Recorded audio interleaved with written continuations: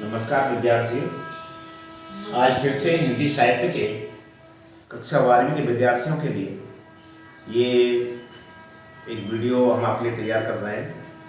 पिछला जो वीडियो बनाया था वो बोर्ड का पाठ्यक्रम संशोधित होने से पूर्व का था।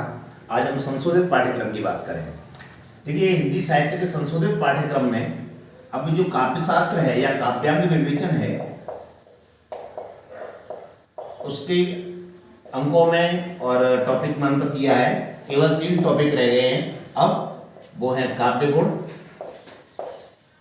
दूसरा टॉपिक है अलंकार और तीसरा है छंद। काव्यांग का कुल अंक भार 16 अंक का था और अभी भी 16 अंक का है। इसमें पहले काव्य दोष थे, वो हटा दिए गए हैं। अब काव्य गुणों का अंक भार हो गया है 2, अलंकार का हो गया है 8 और छंद का हो गया है 6। इस तरह कुल मिलाकर वही पूर्व की तरह 16 अंक का रहेगा। अब देखिए, आज की इस वीडियो में बात करेंगे केवल काव्य गुण की। काव्य गुण के बारे में जो परीक्षा में जो प्रश्न आएंगे, एक तो ये आएगा कि काव्य गुण कहते किसे हैं। काव्य गुण की परिभाषा आपको पता होनी चाहिए। दूसरी, काव्य गुण के कितने भेद किए जाते हैं, तो काव्य गुण के प्रकार आने चाहिए। और तीसरी, प्रत्येक काव्य गुण की परिभाषा, उसका उदाहरण और उन्हें पहचानना आना चाहिए। तो देखिए, सबसे पहली बात करते हैं तो परिभाषा की बात करते हैं, या आपके लिए प्रश्न आ सकता है कि काव्य गुण किसे कहते हैं। इसका एक उत्तर है, रस के उत्कर्ष में सहायक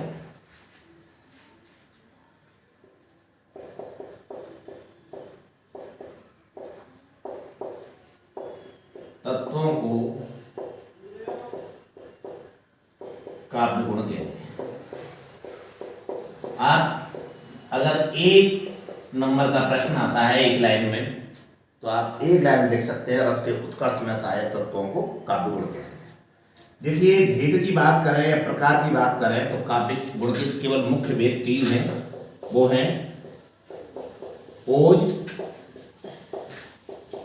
माधुर्य और प्रसाद। तो काव्य के कितने भेद होते, काव्य गुण के कितने भेद होते हैं? 3, ओज, माधुर्य और प्रसाद। अब यहां हम तीनों की बात करेंगे। देखिए, पहला आता है कि ओज गुण की परिभाषा दीजिए, या ओज गुण किसे कहते हैं। तो जो रचना श्रोता या पाठक के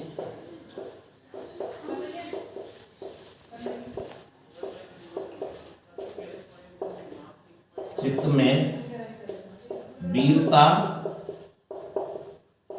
जोश या उत्साह का भाव जागृत कर दे, वहां ओज गुण होता है। देखिए, ओज शब्द का अर्थ है, ओज का अर्थ है तेज या दीप्ति। तो इस रचना में तेज होता है, तेज या दीप्ति होती है। अब देखिए, ये तो बात है, जब ये पहचान जाए कि इस रचना में वीरता, जोश और उत्साह का भाव है। पहचान शब्दों से भी हो सकती है। ऐसी रचनाओं में, जिन रचनाओं में काव्य ओज काव्य गुण होता है, तो ऐसी रचनाओं में लंबे सामासिक पद,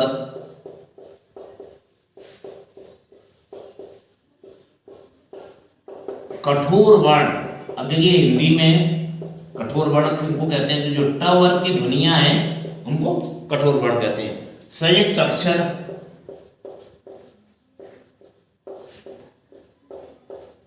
व द्वित्व वर्णों का प्रयोग होता है, या वर्णों की अधिकता पाई जाती है। तो ऐसी रचनाओं में लंबे लंबे सामासिक पद होंगे, ट वर्ग, ट ठ ड ढ ऐसे शब्द होंगे, संयुक्त अक्षर होंगे और द्वित्व वर्ण होते हैं जिस वर्ण में वही वर्ण जुड़ा। जैसे पट्टा, तो टा में टा जुड़ा तो क्या हो गया? द्वित्व। ऐसा होता है। अब देखिए, आपको परिभाषा याद होनी चाहिए। परसा, ओज काव्य गुण का संबंध किस रीति से है, अगर ये प्रश्न आपसे पूछ रहे तो यहां गौड़ी रीति होती है। गौड़ी रीति का संबंध भी ओज से है। अब देखिए इसका हम उदाहरण देखते हैं। आप अगर चाहें तो इसका स्क्रीनशॉट ले लें और आप ये अपनी नोटबुक पर लिख लें। ये आपको लिखकर याद करना है, सिर्फ पढ़कर आपने छोड़ दिया तो यह परीक्षा में आपके काम नहीं है। तो देखिए अब मैं इसका उदाहरण लिखाता हूँ ओज का। देखिए ओज गुण के उदाहरण, इसमें जो प्रश्न आएगा वो 2 नंबर का आएगा बोर्ड में, या तो 1 नंबर की परिभाषा और 1 नंबर का उदाहरण। तो आपको ओज गुण की परिभाषा याद हो गई तो ओज का एक कोई भी उदाहरण आपको लिखना है। या इसमें यह आ सकता है कि 1 नंबर का ऑब्जेक्टिव प्रश्न आ जाए जिसमें आपको पंक्तियां दे और ये पूछे कि इसमें कौन सा काव्य गुण है। देखिए पहला एक उदाहरण है, हेमाद्रतुंग संग से प्रबुद्ध शुद्ध भारती, स्वयं प्रवासम उज्ज्वला स्वतंत्रता पुकारती। हेमाद्रतुंग श्रृंग से, इसमें लंबे समासिक पद है, कठोर वर्ण है, द्वित्व है, संयुक्त अक्षर है। स्वयं प्रवासम उज्ज्वला स्वतंत्रता पुकारती, अमर अमर्त्य वीर पुत्र हो दृढ़ प्रतिज्ञा सोच लो, प्रशस्त पुण्य पंथ है बढ़े चलो बढ़े चलो। वीरता, जोश, आवेश जगाने वाली है, स्वतंत्रता के लिए आह्वान था पंक्तियों में। देखिए युद्ध के वर्णन में भी ओज का होता है, रुंड गिरे गज झुंड गिरे, कट कट अवनी पर सुंड गिरे, भू पर है विकल तुंड गिरे, लड़ते लड़ते अरे झुंड गिरे। तो यहाँ टठ की जो ध्वनि चल रही है ये ओज है। देखिए तीसरा उदाहरण देखिए, नभ का वक्ष स्थल फट जाए, तारे टुक टुक हो जाए, कभी कुछ ऐसी तान सुनाओ जिससे उथल पुथल मच जाए। वीरता, आवेश, जोश का भाव। देखिए झांसी की रानी कविता है, उसमें आपको ये उदाहरण बहुत अच्छा मिलेगा। सिंहासन हिल उठे राजवंशों में, ये आपको याद भी होगा, आप याद कर सकते हैं, मैं खाली एक संकेत लिख देता हूं। सिंहासन हिल उठे राजवंशों ने, भ्रकुटी तानी थी, बूढ़े भारत में भी आई फिर से नई जवानी थी, गुमी हुई आजादी की कीमत सबने पहचानी थी, दूर फिरंगी को करने की सबने मन में ठानी थी, बुंदेले हर बोलों के मुंह हमने सुनी कहानी थी, खूब लड़ी मर्दानी वह तो झांसी वाली रानी। तो इन पंक्तियों में वीरता है। इसके अलावा देखिए जब लंका दहन होता है तब तुलसी लिखते हैं, बालधि विशाल विकराल ज्वाल जाल मानो, लंक लीले बेको काल रस न पसारी है, के दो व्योम बीत खा भरे हैं भूरे धूम के तो, के दो चली मेघते कसान सर भारी है। आग का वर्णन भयानक दृश्य, लेकिन ओज है।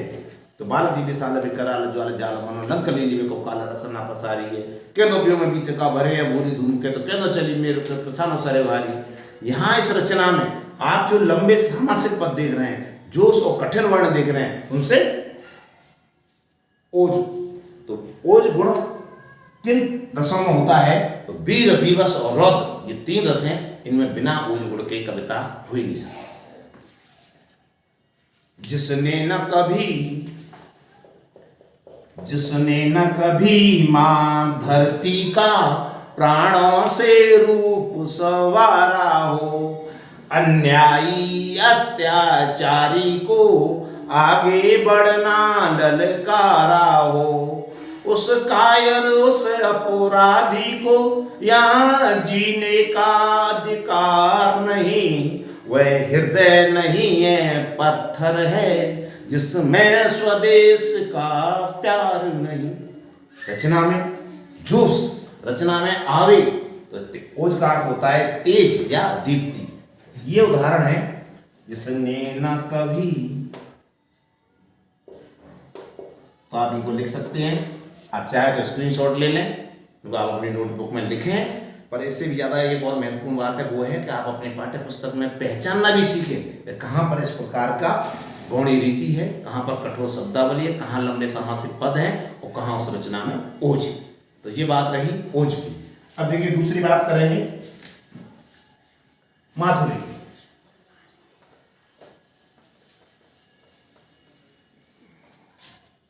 देखिए माधुर्य गुण है तो माधुर शब्द का अर्थ होता है मधुरता। जिस रचना में मधुर, मधुर का मतलब हो गया कोमल कांत पदावली।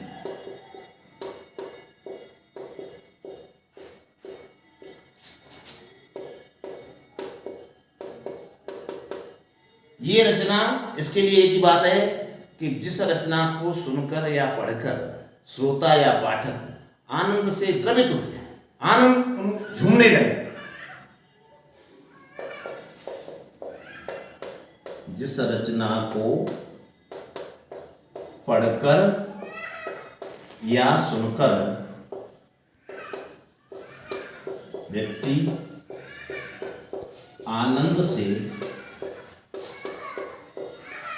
द्रवित हो जाए,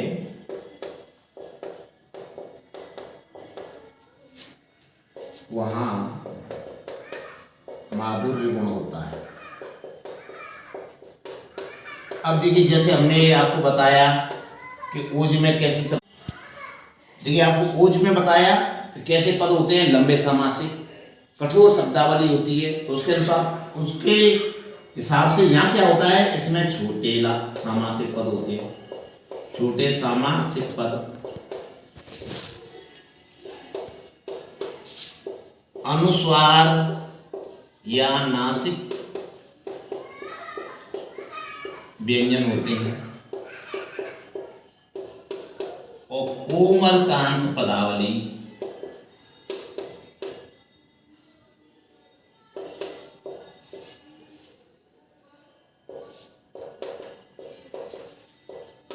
तो माधुर्य गुण में अंतर आ गया।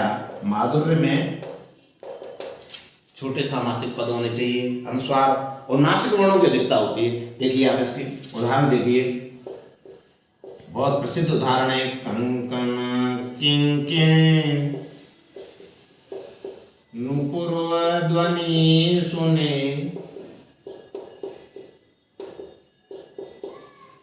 कहत लखन सन राम हृदय उने। कंकण किंकिण नूपुर ध्वनि सुने, इसमें ऐसा लग रहा है जैसे नूपुर माने पाजेब की आवाज छम छम छम छम बोल रही। तो ये ध्वन्यार्थ व्यंजना, मधुर कंठ और मधुर पदावली माधुर्य की विशेषता है। दूसरा उदाहरण देख सकते हैं, चारु चंद की चंचल किरणें, चारु चंद की चंचल किरणें खेल रही हैं जल थल में। मधुर पदावली। मंद मंद चढ़ चलियो चैतन्य सचंद चारु, मंद मंद चाननी पसार तल तनि में, मंद मंद जमुना तरंगिनी हिलोरे लेत, मंद मंद मोद मंजू मंजुल का सुमन ते। तो फेमस उदाहरण, एक और देखो बहुत फेमस उदाहरण है, रनित भृंग घंटावली झरत दाना मधुनी, मंद मंद आवत चलो कुंजन कुंज समीर।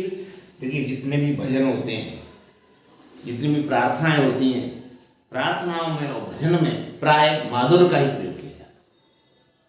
हे प्रभु आनंद दाता ज्ञान हमको दीजिए, शीघ्र सारे दुर्गुणों को दूर हमसे कीजिए, लीजिए अपनी शरण में हम सदाचारी बने, ब्रह्मचारी धर्म वीर व्रतधारी बने। तो इस प्रकार से आप ये ध्यान रखें कि जब प्रभु से निवेदन है तो वो प्रार्थना है, और प्रार्थना है तो प्रार्थना में भी माधुर्य या मधुरता ही होनी चाहिए।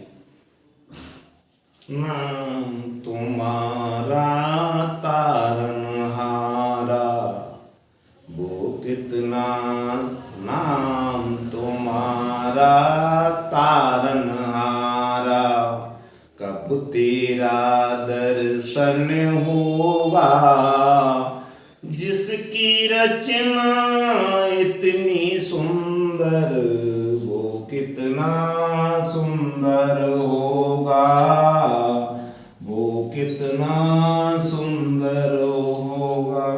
आप उदाहरण नोट करें, स्क्रीनशॉट ले लें, और ये आपको लिखकर तैयार करना, पहचानना भी आना चाहिए। तीसरा गुण है वो है प्रसाद। देखिए प्रसाद गुण, प्रसाद का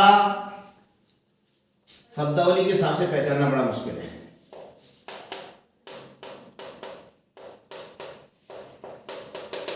प्रसाद में सरलता पाई जाती है। सरलता किस बात की? अर्थ।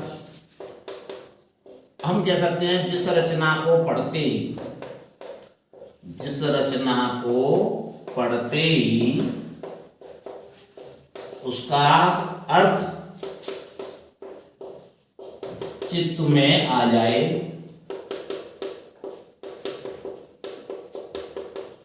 वहां प्रसाद गुण होता है। प्रसाद गुण की पहचान के लिए हम एक काम और कर सकते हैं कि प्रसाद में कोई सीख का मतलब शिक्षा, संदेश, आपको अच्छा बनने के लिए कोई सीख निहित होती है। इससे आप आराम से पहचान सकते हैं कि इसमें प्रसाद है या नहीं। सांच बराबर तप नहीं,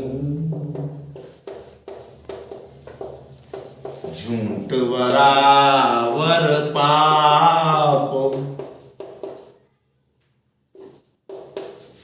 जाके हृदय साच है,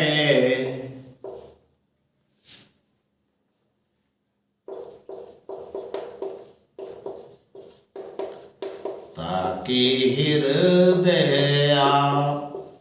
देखिए इसका पढ़ते गुरु गोविंद दोनों खड़े,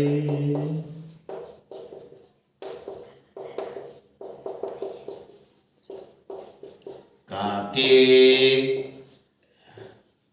लागू पाए, बलिहारी गुरु आपकी, गोविंद दियो बताए, मन देख बड़े न को, लघु न दीजिए डार, जहाँ काम आवे सुई, कहा करे तलवार, करत करत अभ्यास की,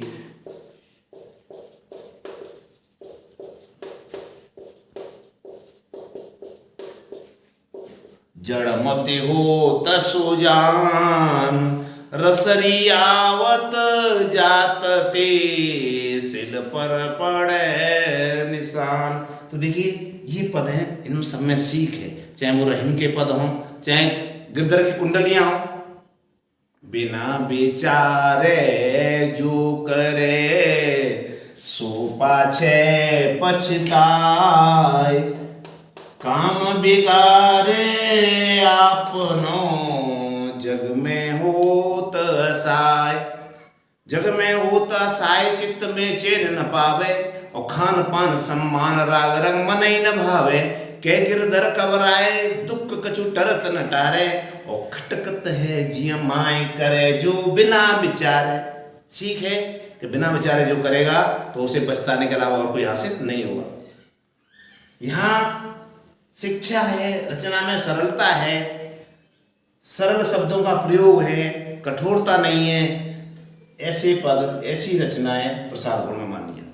तो ये बात हो गई 3 गुणों की, ओज, माधुर्य और प्रसाद की। तीनों की परिभाषा आपको आनी चाहिए। 1 नंबर में आ सकती है परिभाषा, 1 नंबर उदाहरण। एक उदाहरण आप कोई सा भी छोटा से छोटा उदाहरण तैयार कर लें, क्योंकि ये आपके लिए इसका टोटल वेटेज 2 है। अब इस वर्ष जो बोर्ड का पेपर आएगा उसमें कुछ ऑब्जेक्टिव प्रश्न आएंगे, तो इसलिए ये भी हो सकता है कि अब इस बार प्रश्न ऐसे भी बन जाए कि वो आपको एक लाइन दे दे और पूछे कि इस पद में या इस रचना में कौन सा काव्य गुण है। तो आपको ये पहचानना भी आना चाहिए कि सरल और सरल रचना है या सरस रचना है या कठोर रचना है। सरस रचना है, मधुरता से भरी हुई है तो माधुर्य है। कठोर रचना है, ओज और जोश से भरी हुई है तो ओज गुण है। और सरल अर्थ वाली, सीख देने वाली रचना है तो वो प्रसाद। इसी के साथ ये टॉपिक पूरा हुआ। मैं आपको 8 नंबर के अलंकार और 6 नंबर के छंद, जो आप उसमें केवल जो रह गए हैं वो अलंकार केवल 5 रह गए हैं और छंद केवल 4, तो आप उन्हीं की चर्चा करेंगे अगली वीडियो में। आप इसको तैयार करें, आपको अच्छा लगे तो आप इसे लाइक करें। धन्यवाद।